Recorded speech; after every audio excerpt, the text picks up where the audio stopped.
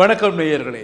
மருத்துவமனை மீது மேற்கொள்ளப்பட்ட ட்ரோன் தாக்குதலில் 67 அப்பாவி பொதுமக்கள் உயிரிழந்த சோகம் உலக நாடுகளை சோகத்தில் ஆழ்த்தியிருக்கிறது.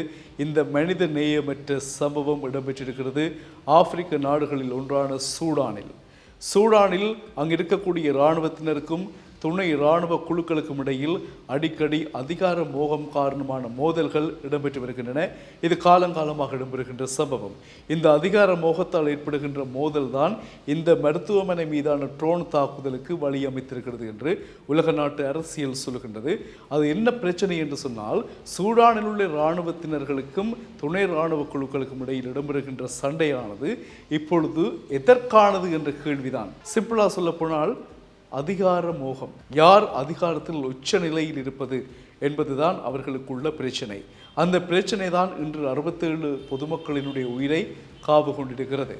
இது ஒரு மனித நேயமற்ற செயல். பாதுகாக்கப்பட வேண்டிய பொது இடங்கள் இவ்வாறு மிலேச்சத்தனமான தாக்குதல்களால் உள்ளடக்கப்படுவது, அந்த பாதுகாக்கப்பட வேண்டிய இடங்களில் உள்ள மக்களுடைய உயிர்களை காவு கொள்வது என்பது ஏற்றுக்கொள்ள முடியாது என்று இந்த தாக்குதலுக்கு உலக நாட்டு அரசியல் தலைவர்கள் உட்பட பலர் தங்களுடைய கண்டனங்களை தெரிவித்து வருகின்றார்கள்.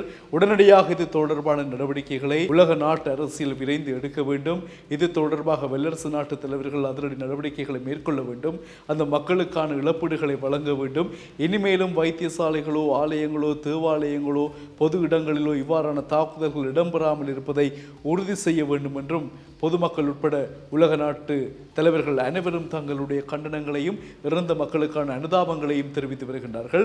ஆப்பிரிக்க நாடுகளில் ஒன்றான சூடான் நாட்டில் இடம்பெற்ற சம்பவங்களைப் போல உங்களுக்கு தெரியும், கடந்த 2024ஆம் ஆண்டு இஸ்ரேல் மற்றும் பாலஸ்தீனிய போர் ஆரம்பிக்கப்பட்ட போது பாலஸ்தீனத்திலே உள்ள பல தேவாலயங்கள், மருத்துவமனைகள், பாடசாலைகள் மற்றும் பொது அமைப்புகள் இருக்கக்கூடிய, மக்களுக்கு உதவக்கூடிய பொது அமைப்புகள் இருக்கக்கூடிய கட்டடங்கள், கூடாரங்கள் எல்லாம் எறிகணை வீச்சுக்கள், ராக்கெட் தாக்குதல்களால் தாக்கப்பட்டு அங்குள்ள மக்கள் இறக்கின்ற நிலையையும் நீங்கள் பார்த்திருப்பீர்கள்.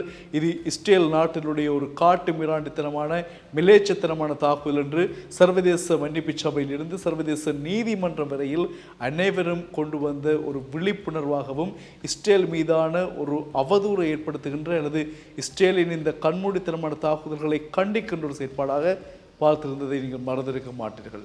இந்த தாக்குதல்கள் தொடரக்கூடாது. சிறு நாடுகள் மீது அல்லது எந்த நாடுகள் மீதும் பொதுவாக பாதுகாக்கப்பட வேண்டிய இடங்கள், ஆலயங்கள், தேவாலயங்கள், பாடசாலைகள், மருத்துவமனைகள், அதே போல பொது நிறுவனங்கள் மீதான கட்டிடங்கள், கூடாரங்கள் மீது, தூதரகங்கள் மீது மேற்கொள்ளப்படுகின்ற தாக்குதல்கள் காட்டு மிராண்டித்தனமான மனித நேயமற்ற மிலேச்சத்தனமான தாக்குதல்கள் என்று உலக நாட்டு தலைவர்கள் தங்களுடைய கண்டனத்தை தெரிவித்திருக்கின்றார்கள்.